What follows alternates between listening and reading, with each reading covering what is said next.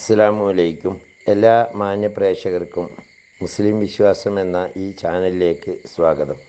ഈ ചാനലിനെ കുറിച്ച് ഇതുവരെയും അറിയാത്തവർക്കായി കുറച്ച് കാര്യങ്ങൾ പറയാം. ഇത് ഇസ്ലാം മതവിശ്വാസികൾക്ക് മതത്തെക്കുറിച്ച്, പ്രത്യേകമായി മതത്തിലെ കർമ്മശാസ്ത്ര വിധികൾ, അതുപോലെ പരിശുദ്ധ ഖുർആനിലെ ആയത്തുകളുടെ വിവരണങ്ങൾ, തഫ്സീറുകളെ അടിസ്ഥാനമാക്കിയുള്ള വിവരണങ്ങൾ, ഇസ്ലാമിക ചരിത്രങ്ങൾ, ഇസ്ലാമിക വിശ്വാസ സംബന്ധമായ കാര്യങ്ങൾ, ഒരു മനുഷ്യൻ്റെ തൊട്ടിൽ മുതൽ കട്ടിൽ വരെ എന്ന വിധത്തിൽ പരിശുദ്ധ ഖുർആൻ നിഷ്കർഷിച്ചിട്ടുള്ള നിയമവ്യവസ്ഥകൾ മുതലായവ അറിയാവുന്നവരെ കൊണ്ട് അറിയാത്തവർക്ക് പറഞ്ഞു കൊടുക്കാനുള്ള ഒരു വിജ്ഞാനവേദി എന്ന നിലയിലാണ് ഈ ചാനൽ മുന്നോട്ട് കൊണ്ടുപോകുന്നത്.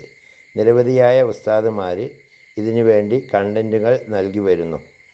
ആയതുകൊണ്ട് തന്നെ ഈ ചാനൽ ദീനീ പ്രബോധനം എന്ന രീതിയിൽ ആരുടെയെങ്കിലും കയ്യിലെത്തിയാൽ അത് ഒന്ന് സബ്സ്ക്രൈബ് ചെയ്യുകയാണെങ്കിൽ കൂടുതലായിട്ടുള്ള വിവരങ്ങൾ നിങ്ങൾക്ക് ലഭ്യമാക്കുന്നതിനും, അതേപോലെ അത് ഷെയർ ചെയ്യുകയോ ലൈക്ക് ചെയ്യുകയോ ചെയ്താൽ കൂടുതലായ ആളുകളിലേക്ക് എത്തിക്കുന്നതിനും ഉപകാരപ്പെടും.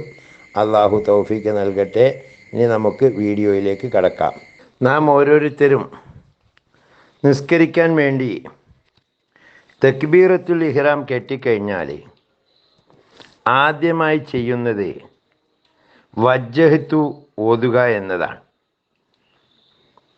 എന്താണ് ഈ വജ്ജഹ്തു എന്ന് മനസ്സിലാക്കിയാൽ തന്നെ നമ്മൾ സാധാരണ പറയാറുണ്ട്, നിസ്കാരം മനുഷ്യനെ തെറ്റുകളിൽ നിന്ന് തടയുമെന്ന്. വജ്ജഹത്തു ആഴത്തിൽ അർത്ഥം മനസ്സിലാക്കി ചിന്തിച്ചാൽ തന്നെ നമ്മുടെ നിസ്കാരം നമ്മെ എല്ലാ തെറ്റുകളിൽ നിന്നും തടയും എന്നതാണ് പരമാർത്ഥം. ആദ്യം വജ്ജഹത്തു ഒന്ന് കേൾക്കുക, അതിന് ശേഷം നമുക്ക് അതിൻ്റെ അർത്ഥത്തിലേക്ക് പോകാം. വജ്ജഹത്തു വജ്ഹിയ ലില്ലദി ഫത്തറ സമാവാതി വല്ലർദ ഹനീഫൻ മുസ്ലിമൻ വമാ അന മിനൽ മുശ്രിക്കീൻ ഇന്ന സ്വലാത്തി വനുസുക്കി വമഹിയായ വമമാതി ലില്ലാഹി റബ്ബിൽ ആലമീൻ ലാ ശരീക ലഹു വബിദാലിക ഉമിർതു വഅന മിനൽ മുസ്ലിമീൻ. ഈ വജ്ജഹത്തു എന്ന് പറയുന്ന ഈ ദുആ ഉണ്ടല്ലോ, ഇത് പ്രാർത്ഥനയാണ്. ഇത് ഖുർആനിൽ തന്നെ പല സൂറത്തുകളിലായി ഇതിൻ്റെ ഓരോ ഭാഗങ്ങളായി വന്നിട്ടുണ്ട്. അത് സമന്വയിപ്പിച്ച് റസൂലുള്ളാഹി സ്വല്ലല്ലാഹു അലൈഹി വസല്ലമ തങ്ങൾ നമുക്ക് നൽകിയ വലിയൊരു പ്രാരംഭ പ്രാർത്ഥനയാണ് ഇത്. ഇനി ഇതിൻ്റെ അർത്ഥം ഒന്ന് ശ്രദ്ധിച്ച് കേൾക്കണം. വജ്ജഹ്തു, ഞാൻ മുന്നിടിച്ചു. വജ്ഹിയ, എൻ്റെ മുഖത്തെ ഞാൻ മുന്നിടിച്ചു. ലില്ലദി, ഒരാളിലേക്ക് ഞാൻ എൻ്റെ മുഖത്തെ തിരിച്ചു. ലില്ലദി, ഒരുവനിലേക്ക്. ആ ഒരുവൻ്റെ വിശേഷണമാണ് പിന്നെ പറയുന്നത്. ആര്? ഫത്തറ സമാവാതി വൽ അർള, ആകാശത്തെയും ഭൂമിയെയും സൃഷ്ടിച്ച ഒരാളിലേക്ക് എൻ്റെ മുഖത്തെ ഞാൻ തിരിച്ചു. ഹനീഫൻ, നേരായവനായിട്ട്, എന്നുവെച്ചാൽ യാതൊരു വളവും തിരിവും ഇല്ലാത്ത, എന്താ പറയുക, നല്ല തെളിഞ്ഞ മനസ്സിനുടമയായിട്ട് ഞാൻ മുഖം തിരിച്ചു. തിരിച്ചത് ആരെ നേരെയാന്നാ പറയുന്നത്? ഫല്ലദി ഫത്തറ സമാവാതി വല്ലർള, ഈ കാണുന്ന വിശാലമായ ആകാശം, അതേപോലെ തന്നെ വല്ലർള, വിശാലമായ ഭൂമി. ഈ ആകാശവും ഭൂമിയും മാത്രമാണ് നമ്മുടെ ദൃഷ്ടിയിൽപ്പെടുന്ന കാര്യങ്ങൾ.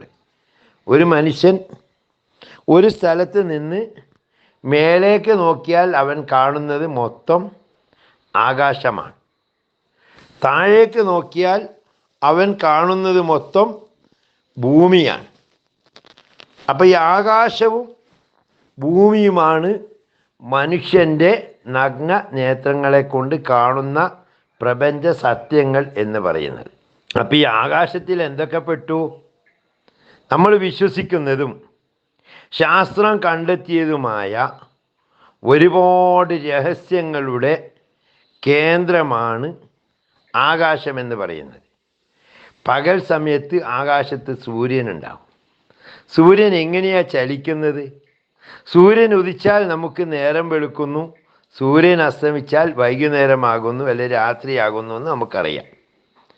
രാത്രിയായി കഴിഞ്ഞാൽ നമ്മൾ കാണുന്ന പുള്ളിക്കുത്തുകളായി കോടാനുകോടി നക്ഷത്രങ്ങൾ മിന്നിത്തിളങ്ങുന്ന ആകാശം. അതേപോലെ തന്നെ പൗർണമി രാവ് ഉൾപ്പെടെയുള്ള രാവുകളിൽ നമ്മൾ കാണുന്ന ചന്ദ്രൻ, സൂര്യ ചന്ദ്രാദി ഗോളങ്ങളും അനന്തകോടി നക്ഷത്രങ്ങളും, അതുപോലെ തൂണില്ലാതെ സ്ഥാപിക്കപ്പെട്ട വലിയ ഒരു കൊട്ടാരം. അതല്ലേ ആകാശം നമുക്ക് നൽകുന്ന സന്ദേശം. അഫലാ യൻദുറൂന ഇലൽ ഇബ്ലി കൈഫ ഖുലിഖത് എന്ന് പറഞ്ഞിട്ട് അള്ളാഹു പറയുന്നു, വൈല സമായി കൈഫ റുഫിയത്. ആകാശത്തെ എങ്ങനെയാണ് നാം ഉയർത്തി വെച്ചത് എന്ന് നിങ്ങൾ ചിന്തിക്കുന്നുണ്ടോ എന്നാണ് ഖുർആൻ ചോദിക്കുന്നത്. നമുക്കറിയാം, ആകാശത്ത് നമുക്ക് മഴ വർഷിക്കാറുണ്ടല്ലോ. ഈ വെള്ളം എവിടെയാണ് കിടക്കുന്നത്? വെള്ളം അങ്ങനെ പൊങ്ങിക്കിടക്കുമോ? മുകളിൽ വെച്ചിട്ടുണ്ടെങ്കിൽ താഴത്തേക്ക് മറിയണ്ടേ? മറിയുന്നില്ല. അള്ളാഹു ഉദ്ദേശിച്ച സമയത്ത് മഴയായി ഭൂമിയിലേക്ക് വർഷിക്കുന്നു. ഈ ആകാശത്തെ എന്തിനു മുകളിലാണ് ഉയർത്തി വെച്ചിരിക്കുന്നത്? അതും നമ്മൾ ചിന്തിക്കണം. അള്ളാഹുവിൻ്റെ അപാരമായ കഴിവ് ആകാശം. ഇനി ഭൂമിയിലേക്ക് വന്നാലോ, ഇവിടെയുള്ള മനുഷ്യൻ അറിയുന്നതും അറിയാത്തതുമായ അനന്തകോടി ജീവജാലങ്ങൾ, സസ്യലതാദികൾ, പൂക്കൾ,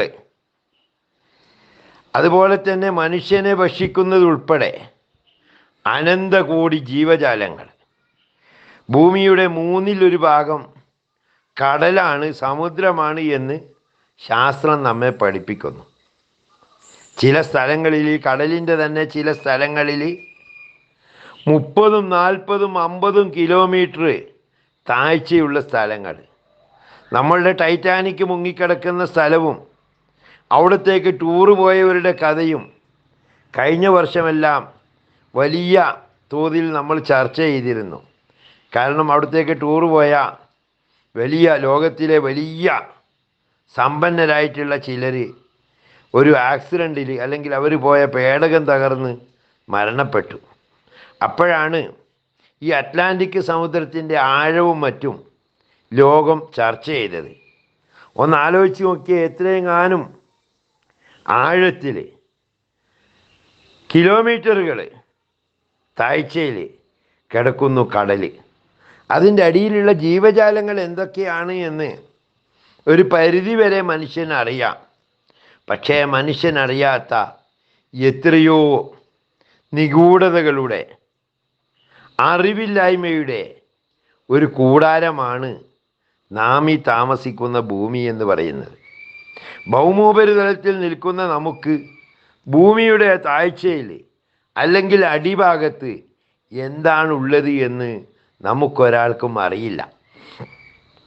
അപ്പം ചുരുക്കി പറയുന്നത്, ഇത്രയും വലിയ നിർമ്മിതി നടത്തിയ ഒരുത്തൻ്റെ മുന്നിൽ, ആ ഒരുത്തരാനാണ്? അള്ളാഹുവാണ്. ആ അള്ളാഹുവിൻ്റേക്ക് ഞാൻ മുഖം തിരിച്ചു എന്ന് പറയുമ്പോൾ മറ്റുള്ളതിൽ നിന്നെല്ലാം തന്നെ നമ്മുടെ ശ്രദ്ധയും ചിന്തയും മാറ്റിവെച്ചു എന്നൊരു ബോധം നമുക്കുണ്ടാകണം. അല്ലാതെ ഇത്രയും വലിയ ഈ ആകാശഭൂമികളെ എല്ലാം തന്നെ സൃഷ്ടിച്ചിരിക്കുന്ന ഒരുവൻ്റെ മുന്നിൽ നിന്നിട്ട്, ഇന്ന് ഞാൻ ബസ്സിന് ടിക്കറ്റിൽ പൈസ കൊടുത്തപ്പോൾ അയാൾ 5 രൂപ ബാക്കിയുള്ളത് തന്നോ ഇല്ലേ എന്ന ചിന്തയാണ് നമ്മുടെ മനസ്സിൽ വരുന്നതെങ്കിൽ ഇതിൻ്റെ ആശയം എത്രത്തോളം നമ്മുടെ മനസ്സ് ഏറ്റെടുത്തിരിക്കുന്നു എന്ന് നമ്മൾ മനസ്സിലാക്കണം. എന്ന് മാത്രമല്ല, നമ്മൾ പറയുന്നതെന്നാ, ഹനീഫൻ, നേരായതമായിട്ട് യാതൊരു വളവും ഇല്ലാതെ തെളിഞ്ഞ മനസ്സോടെയാണ് നമ്മൾ നിൽക്കുന്നത് എന്നാണ് പറയുന്നത്. അപ്പം നമ്മുടെ മനസ്സ് തെളിയേണ്ടത് അവിടെ നിർബന്ധമാണ്. ഇല്ലേ നമ്മൾ നുണ പറയുകയാണ്. മുസ്ലിമൻ, അനുസരണയുള്ളവനുമായിട്ടാണ് നമ്മൾ നിൽക്കുന്നത്. ആരുടെ മുന്നിൽ നിൽക്കുന്നു? ആകാശഭൂമികളെ സൃഷ്ടിച്ചവൻ്റെ മുന്നിൽ തെളിഞ്ഞ മനസ്സോടെ അല്ലെങ്കിൽ നേരായ രൂപത്തിലുള്ള അവസ്ഥയിൽ അനുസരണയുള്ളവനായി ഞാനിതാ എൻ്റെ മുഖം തിരിച്ചിരിക്കുന്നു. വമാ അന മിനൽ മുശ്രിക്കീൻ, ഞാൻ അവനോട് ഒന്നിനെയും പങ്കു ചേർക്കുന്നവനല്ല.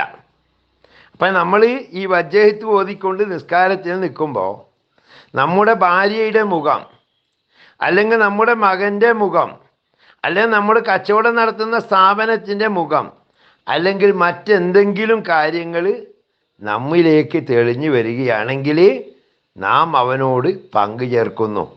അപ്പം ചേർക്കാത്തവനായി എന്ന് പറയുന്നത് നുണയായി മാറുന്നു, അസത്യമായി മാറുന്നു. ആരോടാ നമ്മൾ ഈ വാക്ക് പറയുന്നത്? ആകാശഭൂമികളെ സൃഷ്ടിച്ച ഒരുത്തൻ്റെ നേരെ മുഖം തിരിച്ചുകൊണ്ട് വേറെ ആരുമായിട്ടും എനിക്ക് യാതൊരു കണക്ഷനും ഇല്ല, നിന്നോട് മാത്രമാണ് പറയുന്നത് എന്ന് പറഞ്ഞിട്ട് നമ്മൾ പറയാന്ന്. എന്ത്? വമാ അന മിനൽ മുശ്രിക്കീൻ, ഞാൻ ശിർക്ക് ചെയ്യുന്നവരുടെ കൂട്ടത്തിൽ പെട്ടവനല്ല, ഞാൻ പങ്കു ചേർക്കുന്നവരുടെ കൂട്ടത്തിൽ പെട്ടവനല്ല. ഈ പങ്കു ചേർക്കുക എന്ന് പറയുന്നത്, ഇവിടെയുള്ള പങ്കു ചേർക്കൽ എന്ന് പറഞ്ഞാൽ വെറും വിഗ്രഹാരാധനയല്ല. കാരണം നമ്മളാരും നിസ്കാരത്തിൽ എന്നിട്ട് വിഗ്രഹത്തെ ആരാധിക്കൂല. പക്ഷെ ഭൗതികമായ എന്തൊക്കെ ചിന്തകൾ നമുക്കവിടെ കടന്നു കൂടുന്നുണ്ടോ, അവിടെ നമ്മൾ അള്ളാഹുവിനോട് ശിർക്ക് വെക്കുന്നവരായി പങ്കു ചേർക്കുകയാണ്. ഈ മുഖം തിരിച്ചിട്ട് അതിൻ്റെ കൂടെ നമ്മുടെ കച്ചവട സ്ഥാപനം ഇവിടത്തേക്ക് നമുക്ക് കടന്നു വരികയാണെങ്കിൽ, അല്ലെ നമ്മുടെ ഭാര്യ നമ്മുടെ മുന്നിലേക്ക് കടന്നു വരികയാണെങ്കിൽ, നമ്മുടെ കുട്ടികൾ കടന്നു വരികയാണെങ്കിൽ, സുഹൃത്തുക്കൾ കടന്നു വരികയാണെങ്കിൽ, നമ്മളോട് ശത്രുതയുള്ളൊരുത്തൻ കടന്നു വരികയാണെങ്കിൽ, ആര് കടന്നു വരികയാണെങ്കിലും നമ്മൾ പറഞ്ഞ ഈ സത്യത്തിന് ലംഘനമായി മാറുന്നു. എന്ത്? എങ്ങനെയാണ് ലംഘനമായിട്ട് മാറുന്നത്? ഇവിടെ നമ്മൾ ആദ്യം പറഞ്ഞു പോയി, ഞാനിതാ മറ്റെല്ലാം ഒഴിവാക്കിക്കൊണ്ട് ഞാൻ എൻ്റെ നേരായ രൂപത്തിൽ അനുസരണയുള്ളവനായിക്കൊണ്ട് എൻ്റെ മുഖം ഇതാ തിരിച്ചിരിക്കുന്നു. ആരിലേക്കാണ് തിരിച്ചത്? ആകാശഭൂമികളെ സൃഷ്ടിച്ച ഒരുത്തനിലേക്ക്, ആ അള്ളാഹുവിലേക്ക് മുഖം തിരിച്ചിട്ട് നിന്നുകൊണ്ട് ഞാൻ നേർക്കാന്ന് നിൽക്കുന്നത്, ഞാൻ അനുസരണയുള്ളവനാണ് എന്നൊക്കെ പറഞ്ഞിട്ട് നമ്മൾ മറ്റൊന്നും കൂടി ചിന്തിച്ച് കഴിയുമ്പോൾ നമ്മളവിടെ മുശ്രിക്കല്ലേ. എന്നിട്ട് നിർത്തുന്നില്ല, എന്നിട്ട് പറയുകയാണ്, ഇന്ന സ്വലാത്തി, നിശ്ചയമായും എൻ്റെ നിസ്കാരം, വനുസുക്കി, എൻ്റെ ആരാധനകളും, വ മഹിയായ, എൻ്റെ ജീവിതവും, വ മമാത്തി, എൻ്റെ മരണവും, ലില്ലാഹി റബ്ബിൽ ആലമീൻ, ലോകരക്ഷിതാവായ അള്ളാഹുവിനുള്ളതാണ്. എൻ്റെ നിസ്കാരം ആർക്കുള്ളതാണ്? അള്ളാഹുവിനുള്ളതാണ്. വനുസുക്കി, എൻ്റെ മറ്റുള്ള ആരാധനകൾ ആർക്കുള്ളതാണ്? അള്ളാഹുവിനുള്ളതാണ്. വ മഹിയായ, എൻ്റെ ജീവിതാർക്കുള്ളതാണ്? അള്ളാഹുവിനുള്ളതാണ്. വ മമാത്തി, എൻ്റെ മരണം ആർക്കുള്ളതാണ്? അള്ളാഹുവിനുള്ളതാണ്. ലില്ലാഹി റബ്ബിൽ ആലമീൻ, ലോകരക്ഷിതാവായ അള്ളാഹുവിനുള്ളതാണ്. വലിയൊരു പ്രതിജ്ഞയാണ് അവിടെ ഓരോരുത്തരും ചെയ്യുന്നത്. ഈ പ്രതിജ്ഞ എടുത്തുകൊണ്ടാണ് എൻ്റെ നിസ്കാരവും ആരാധനയും, അത് നമ്മൾ സാധാരണ ഏതൊരു മനുഷ്യനും വേറെ ആർക്കും ചെയ്യൂല എന്ന് വിചാരിക്കാം. ചില ആളുകളുണ്ട് മക്കാമുകളിലൊക്കെ ചെന്നിട്ട് അതിൽ കവിഞ്ഞ ബഹുമാനത്തോടെ അവിടെ സുജൂദിൽ കിടക്കുന്നവർ. ഈ സുജൂദ് എന്ന് പറഞ്ഞു കഴിഞ്ഞാൽ നിസ്കാരത്തിൻ്റെ ഒരു ഭാഗമാണ്. അതുകൊണ്ട് തന്നെ അവൻ ഈ സത്യം ലംഘിക്കുകയാണ്. അത് ചെയ്യാൻ പാടില്ല. സിയാറത്തിന് പോകുന്ന കുഴപ്പമില്ല, അവിടെ പോയിട്ട് സുജൂദിൽ കിടക്കുക എന്ന് പറഞ്ഞാൽ കുഴപ്പം തന്നെയാണ്. എന്നിട്ട് പറയുന്നു, അതുപോലെ തന്നെ എൻ്റെ ജീവിതം, എൻ്റെ മരണം ലില്ലാഹി റബ്ബിൽ ആലമീൻ, ലോകരക്ഷിതാവായ അള്ളാഹുവിനുള്ളതാണ്. ചിലർ പ്രതിജ്ഞ ചെയ്യാറുണ്ട്. പ്രത്യേകിച്ച് ചില നിർമ്മത പ്രസ്ഥാനങ്ങളിലൊക്കെ പ്രതിജ്ഞ ചെയ്യും, ജീവൻ വേണോ ജീവൻ തരാം, രക്തം വേണോ രക്തം തരാം, അധ്വാനിക്കുന്ന തൊഴിലാളി വർഗത്തിന് വേണ്ടി രക്തം കൊടുക്കാൻ ഞാൻ തയ്യാറാണ്, രക്തം കൊടുത്തുകൊണ്ട് തോളോട് തോൾ ചേർന്ന് പ്രവർത്തിക്കാൻ തയ്യാറുണ്ടോ എന്ന് ചോദിക്കുന്നവർ അടച്ചവനോടുള്ള കരാർ ലംഘിക്കുകയാണ്. എന്തോ പറഞ്ഞത്? വമഹിയായ വമമാത്തിയിലില്ലാഹി റബ്ബിൽ ആലമീൻ, എൻ്റെ ജീവിതവും എൻ്റെ മരണവും ലോകരക്ഷിതാവായ അള്ളാഹുവിനുള്ളതാണ് എന്നാണ് ഇവിടെ പ്രതിജ്ഞ ചെയ്യുന്നത്. എന്നിട്ടോ പാർട്ടിക്ക് വേണ്ടി ഷഹീദാകാൻ അല്ലെ രക്തസാക്ഷിയാകാൻ തയ്യാറാവുകയാണ്. അള്ളാഹുവിന് വേണ്ടിയുള്ളതാണ് ജീവിതം എന്ന് പറഞ്ഞിട്ട് കച്ചവടത്തിൽ തട്ടിപ്പ് നടത്തുമ്പോൾ, കള്ളത്തരം കാണിക്കുമ്പോൾ അവൻ്റെ ജീവിതം അള്ളാഹ്ക്കുള്ളതാണോ? അതുപോലെ അവൻ ഒരു പെണ്ണിനെ സ്നേഹിക്കുന്നു, അവന് ഭാര്യയും കുടുംബമെല്ലാം ഉണ്ട്, അതിന് പുറമെ വേറൊരു പെണ്ണിനെ സ്നേഹിക്കുക, അവളോട് പറയാ നീ എനിക്ക് ജീവനാണ്, അല്ലെ നിനക്ക് വേണ്ടിയിട്ട് ഞാൻ ജീവൻ കളയും എന്ന് പറയുമ്പോൾ അവൻ അള്ളാഹുവിനോട് ചെയ്ത കരാർ എന്താ? ഇന്ന സ്വലാത്തി, നിശ്ചയം എൻ്റെ നിസ്കാരം, വനസുക്കി എൻ്റെ ആരാധനകൾ, വ മഹിയായ എൻ്റെ ജീവിതം, വ മമാത്തി എൻ്റെ മരണവും, ലില്ലാഹി റബ്ബിൽ ആലമീൻ, ലോകരക്ഷിതാവായ അള്ളാഹുവിനുള്ളതാണ്. ഇത് പറഞ്ഞ ആരാ ഫസ്റ്റ് പറഞ്ഞതെന്നറിയങ്ങൾ? ഇബ്രാഹിം നബി അലൈഹിസ്സലാം. ആരാ ഇബ്രാഹിം നബി? ഇബ്രാഹിം നബിയുടെ സ്ഥാനം എവിടെ? നമ്മുടെ സ്ഥാനം എവിടെ? അള്ളാഹു സ്വന്തം മോനെ കൊണ്ടുപോയിട്ട് അറുക്കണം, ബലിയറുക്കണം എന്ന് പറഞ്ഞു. ഏറ്റവും ഇഷ്ടപ്പെട്ട വയസ്സാം കാലത്തുണ്ടായ മോനെ നോക്കിയിട്ട് അവനോട് കൂടുതൽ സ്നേഹം ഉണ്ടായപ്പം പറയാന്ന് അള്ളാഹു പറയാൻ, സ്വപ്നത്തിലൂടെ പറയാൻ, ഇബ്രാഹിം എൻ്റെ മോനെ കൊണ്ടുപോയിട്ട് അറുക്കണം. അറുക്കാൻ വേണ്ടിയിട്ട് കത്തി കൊടുത്തിട്ട് മോനെയും പിടിച്ചുകൊണ്ട് പോവുകയാണ്. പോകുന്ന സമയത്ത് ശൈത്താൻ പറഞ്ഞു അങ്ങനെ ചെയ്യരുത്. ആ ശൈത്താനെ കല്ലെടുത്തെറിഞ്ഞ് ഓടിച്ചു. എന്നിട്ട് അറക്കാൻ വേണ്ടി കയ്യും കാലും കൂച്ചി കെട്ടിയിട്ട് കമത്തി കടത്തിയിട്ട് അറക്കുന്ന സമയത്ത് അള്ളാഹ് പറഞ്ഞു, യാ ഇബ്രാഹിം കത് സദ്ദഖ്ത റുയ ഇന്ന കദാലിക നജ്സിൽ മുഹ്സിനീൻ. ഇബ്രാഹിമേ, ഇപ്പം നിൻ്റെ സ്വപ്നം യാഥാർത്ഥ്യമായി, ഇനി അറക്കണ്ട, ഇന്ന് ആടിനെ അറുത്തോന്ന് പറഞ്ഞിട്ട് ജിബ്രീൽ അലൈഹിസ്സലാം ഒരാടിനെ കൊണ്ടുകൊടുത്തു. ആ ഇബ്രാഹിം അലൈഹിസ്സലാം ചെയ്ത ദുആ തീർന്നോ? 2 ഭാര്യമാരാണ് ഉള്ളത്. ഏറ്റവും ഇഷ്ടപ്പെട്ട ഭാര്യ ഹാജർ, മറ്റൊന്ന് സാറ. പറഞ്ഞു അല്ലാഹു, എന്താ പറഞ്ഞത്? ഹാജറിനെ കൊണ്ടുപോയിട്ട് ഒരു വെള്ളവും ആൾതാമസവും മനുഷ്യനും ഇല്ലാത്ത മരുഭൂമിയിൽ കൊണ്ടുപോയിട്ട് വിടാൻ. ആരെയൊക്കെ? ഈ ഹാജറിനെയും ഏറ്റവും ഇഷ്ടപ്പെട്ട മോനെയും കൂടിയിട്ട്. ആലോചിച്ചോ? നമ്മളോട് ഒരാൾ പറഞ്ഞിട്ടുണ്ട് എന്താ ചെയ്യുക? കുറച്ച് കഴിയട്ടെ, ഞാൻ ആലോചിക്കാം എന്ന് പറയൂലേ? മടിയില്ല, നേരെ കൊണ്ടുപോയി മരുഭൂമിയിൽ വിട്ടു. അവിടുന്ന് അള്ളാൻ്റെ നിർദ്ദേശം, അവരെയും വിട്ടിട്ട് നീങ്ങി പോരുമെന്ന്. പോന്നു, വേറെ ചോദ്യമില്ല അവിടെ. അതായിരുന്നു ഹസ്രത്ത് ഇബ്രാഹിം അലൈഹിസ്സലാം. അദ്ദേഹം തുടങ്ങി വെച്ച പ്രാർത്ഥനയേ ഇത്. അത് ഏറ്റു ചെല്ലുമ്പോൾ അദ്ദേഹം കാണിച്ച ത്യാഗത്തിൻ്റെ, വിട്ടുവീഴ്ചയുടെ ചെറിയ ഒരു അംശമെങ്കിലും നമ്മൾ കാണിക്കാതെ നമ്മൾ പിന്നെ പടച്ചോനെ അതേ പടച്ചോൻ മാറിയിട്ടില്ലല്ലോ, പറയുന്ന ആൾക്കാരല്ലേ മാറിയിട്ടുള്ളൂ. ഇബ്രാഹിം നബിയെ പറഞ്ഞു, ശരി, ഇബ്രാഹിം നബിയും അല്ല ഇപ്പം പറയുന്നത്. ഇബ്രാഹിം നബീൻ്റെ ചെരുപ്പ് കഴുകിയ വെള്ളം കുടിക്കാൻ യോഗ്യതയില്ലാത്ത നമ്മൾ. പക്ഷേ പറയുന്നത് അന്നും ഇന്നും ഇതേ ലോകരക്ഷിതാവായ അള്ളാഹുവിനോടല്ലേ? അത് നമ്മൾ ചിന്തിക്കണ്ടേ? എന്നിട്ട് നമ്മൾ പ്രതിജ്ഞ ചെയ്യുക, ഇന്ന സ്വലാത്തി, നിശ്ചയം എൻ്റെ നിസ്കാരം, വനസുക്കി എൻ്റെ ആരാധനകൾ, വ മഹിയായ എൻ്റെ ജീവിതം, വ മമാത്തി എൻ്റെ മരണവും, ലില്ലാഹി റബ്ബിൽ ആലമീൻ, ലോകരക്ഷിതാവായ അള്ളാഹുവിനുള്ളയാണ്. എന്നിട്ടോ പ്രവർത്തിക്കുക ഓരോ പാർട്ടിക്ക് വേണ്ടിയിട്ട്, കൊടി പിടിക്കാൻ വേണ്ടിയിട്ട് പോവുക. എന്നിട്ട് അവിടെയും ചർച്ച എന്നാ?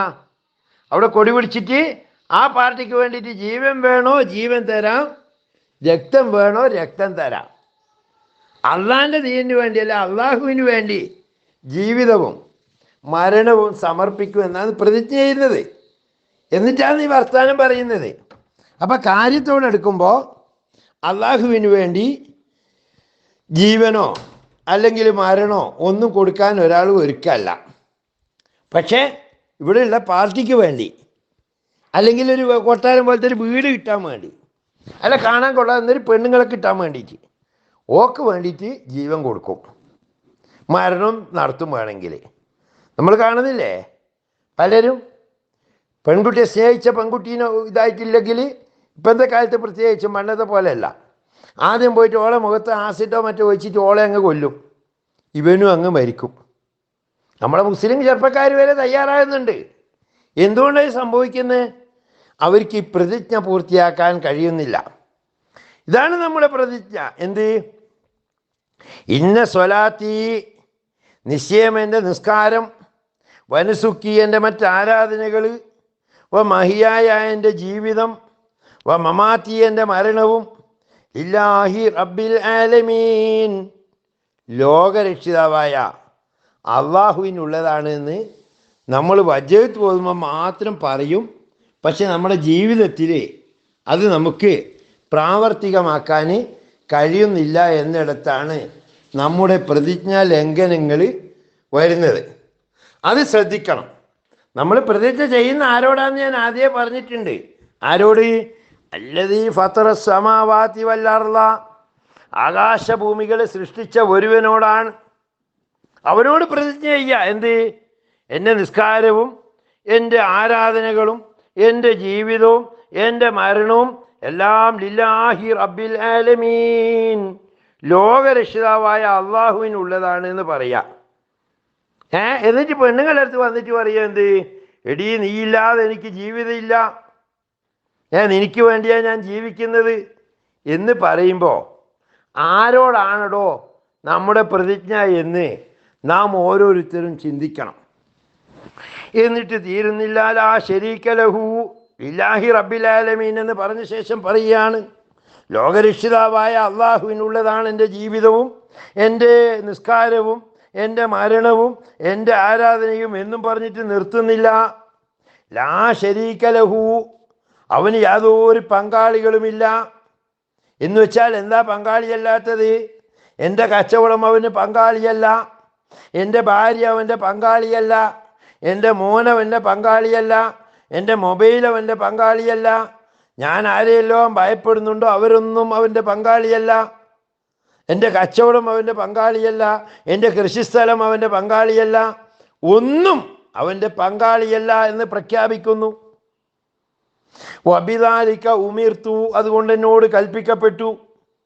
ഇവരെ ഒന്നും പങ്കാളിയാക്കരുതെന്ന് അവൻ കൽപ്പിച്ചിട്ടുണ്ട്. പക്ഷെ നിസ്കരിക്കാൻ നിന്ന് കഴിഞ്ഞാലോ നമുക്ക് ഓർമ്മ വരും എന്താ? ഉച്ചയ്ക്ക് പെണ്ണുങ്ങൾ പറഞ്ഞിട്ടുണ്ട് വൈകുന്നേരത്തേക്ക് നല്ല മീൻ കൊണ്ടുവരണമെന്ന്. ആ മീൻ വാങ്ങാനുള്ള പൈസേനെ പറ്റി ചിന്തിക്കുന്നവർ ഒരു ഭാഗത്ത്, അതുപോലെ പച്ചക്കറിനെ പറ്റിയിട്ട് വാങ്ങാൻ പറഞ്ഞിട്ടുണ്ട്, അതിനെപ്പറ്റി ചിന്തിക്കുന്നവർ ഒരു ഭാഗത്ത്. വൈകുന്നേരം കൃഷിക്കാരാണെങ്കിൽ അവരുടെ കൃഷിസ്ഥലത്ത് നിന്ന് കൊണ്ടുവരുന്ന വിളവിൻ്റെ കണക്കുകൾ പണിക്കാരൻ പറ്റിക്കുമോ എന്ന്, അല്ലെങ്കിൽ തോട്ടത്തിൽ തൊഴിലെടുക്കുന്നവൻ കൃത്യസമയത്ത് പണിയെടുക്കുന്നുണ്ടോ എന്ന് ചിന്തിക്കുന്നവർ. ഇവരെല്ലാം അള്ളാഹുവിനോട് പങ്കുചേർക്കുകയല്ലേ സത്യത്തിൽ ചെയ്യുന്നത്. എന്നിട്ട് നിർത്തിയോവാന മിനൽ മുസ്ലിമീൻ, നിശ്ചയം ഞാൻ അനുസരണയുള്ളവരിൽ പെട്ടവനാണ്. ഈ പ്രതിജ്ഞ ഒരാളങ്ങ് അർത്ഥം അറിഞ്ഞുകൊണ്ട് ചൊല്ലിക്കഴിഞ്ഞാൽ അവനെ സംബന്ധിച്ചിടത്തോളം അവൻ്റെ കൃഷിസ്ഥലം, അവൻ്റെ പങ്കുകാരനെല്ലാവരും ഒരു നേരം പോക്കാണ്. അവൻ്റെ ഭാര്യ അള്ളാഹുവിൻ്റെ പങ്കുകാരിയല്ല, നേരം പോക്കാണ്. മക്കൾ നേരം പോക്കാണ്. അതുപോലെ അവൻ എന്തൊക്കെ ബിസിനസ് ചെയ്യുന്നുണ്ടോ അത് നേരം പോക്കാണ്. എല്ലാം തന്നെ അവനെ സംബന്ധിച്ചിടത്തോളം വെറും ദുനിയാവിലെ ഓരോരോ കാര്യങ്ങളും അവന് പ്രധാനമല്ല. അവന് എല്ലാത്തിലും പ്രധാനം അള്ളാഹു ആയിരിക്കും. അങ്ങനെ വരുമ്പോൾ അവന് കള്ളു കുടിക്കാൻ തോന്നൂല, അവന് നുണ പറയാൻ തോന്നൂല, അവന് വ്യഭിചരിക്കാൻ തോന്നൂല, ഒരു തെറ്റായ ഒരു നോട്ടം പോലും അവരിൽ നിന്നുണ്ടാവില്ല. അതാണ് പരിശുദ്ധ ഖുർആൻ പറയുന്നത്, ഇന്ന സ്വലാത്ത തൻഹാ അനിൽ ഫഹ്ശാഇ വൽ മുൻകർ, നിശ്ചയമായും നിസ്കാരം നിങ്ങളെ നീചപ്രവർത്തികളിൽ നിന്നും വെറുക്കപ്പെടുന്ന കാര്യങ്ങളിൽ നിന്നും തടഞ്ഞു നിർത്തുമെന്ന് പരിശുദ്ധ ഖുർആൻ പറയുന്നതിന് കാരണം ഇതാണ്. ഈ പ്രതിജ്ഞ ചൊല്ലിക്കൊണ്ട് ഒരുത്തന് നുണ പറയാൻ കഴിയുമോ? ഒരുത്തന് അസത്യം പ്രചരിപ്പിക്കാൻ കഴിയുമോ? ഒരുത്തന് കള്ളു കുടിക്കാൻ കഴിയുമോ? ഒരുത്തന് വ്യഭിചരിക്കാൻ കഴിയുമോ? എന്തൊരു ജീവിതത്തിൻ്റെ എന്തെങ്കിലും ഒരു സുഖം അവന് അന്യായമായിട്ട് തൻ്റെ റബ്ബിൻ്റെ പ്രീതിയല്ലാതെ മറ്റൊന്ന് ചിന്തയോടുകൂടി അവന് ജീവിക്കാൻ കഴിയുമോ? അവന് പിടിച്ചെടുക്കാൻ കഴിയുമോ? കച്ചവടത്തിൽ അസത്യം കാണിക്കാൻ കഴിയുമോ? ഒന്നിനും കഴിയില്ല. അത്രയും വലിയൊരു പ്രാർത്ഥനയാണ്. നമ്മളാരെങ്കിലും ചിന്തിച്ചിട്ടുണ്ടോ? വജ്ജഹ്തു വജിയ ലില്ലദീ ഫത്തറസ്സമാവാതി വൽ അർള, ആകാശഭൂമികളെ സൃഷ്ടിച്ച ഒരുത്തന് നേരെ ഞാൻ എൻ്റെ മുഖം തിരിക്കുകയാണ്. എങ്ങനെ തിരിക്കുന്നു? ഹനീഫൻ, മുസ്ലിമൻ, നേരായവനായിട്ടും യാതൊരു വളവും തിരിവും ഇല്ലാത്തവനായിട്ട്, വളഞ്ഞ ചിന്താഗതിയൊന്നുമില്ലാത്ത അനുസരണയുള്ളവനായിട്ട്. വമാന മിനൽ മുശ്രിക്കീൻ, ഞാൻ ഒരാളോടും പങ്കു ചേർക്കുന്നവനല്ല, മുശ്രിക്കീങ്ങളിൽ പെട്ടവനല്ല. ഇന്ന സ്വലാത്തി വനുസുക്കി വമഹ്യായ വമമാതി ലില്ലാഹി റബ്ബിൽ ആലമീൻ, എൻ്റെ നിസ്കാരവും എൻ്റെ ആരാധനയും എൻ്റെ ജീവിതവും എൻ്റെ മരണവും ലോകരക്ഷിതാവായ അള്ളാഹുവിനുള്ളതാണ്. ലാ ശരീക ലഹു, അവന് യാതൊരു പങ്കുകാരുമില്ല. വബിദാലിക ഉമിർത്തു, അതുകൊണ്ട് എന്നോട് കൽപ്പിക്കപ്പെട്ടു. വഅന മിനൽ മുസ്ലിമീൻ, നിശ്ചയം ഞാൻ മുസ്ലിമീങ്ങളിൽ പെട്ടവനാണ്, അനുസരണയുള്ളവരിൽ പെട്ടവനാണ് എന്ന പ്രതിജ്ഞ, അത് അർത്ഥം മറിഞ്ഞ് ചൊല്ലിയാൽ ഏത് നിസ്കാരത്തിലായിക്കോട്ടെ നമ്മുടെ മനസ്സിന് അള്ളാഹുവിനെ പറ്റി ഒരു ചിന്തയുണ്ടാകും. അങ്ങനെ ചൊല്ലിക്കൊണ്ട് അർത്ഥം അറിഞ്ഞ് ചൊല്ലിക്കഴിഞ്ഞിട്ടുള്ള ഒരു നിസ്കാരമാണെങ്കിൽ ആ നിസ്കാരം നമ്മെ തെറ്റുകുറ്റങ്ങളിൽ നിന്ന് തടയും. ആ ഒരു പ്രതിജ്ഞയുടെ അർത്ഥം എപ്പോഴും ചിന്തിച്ചു കൊണ്ടേയിരിക്കുക. അള്ളാഹു നിസ്കാരം കൊണ്ട് വിജയിക്കുന്ന സൂക്ഷ്മതയുള്ളവരിൽ നാം ഏവരെയും ഉൾപ്പെടുത്തി അനുഗ്രഹിക്കുമാറാകട്ടെ. വ ആഖിറു ദഅ്വാന അനിൽ ഹംദുലില്ലാഹി റബ്ബിൽ ആലമീൻ. അസ്സലാമു അലൈക്കും വറഹ്മത്തുള്ളാഹി തആല വബറകാതുഹു.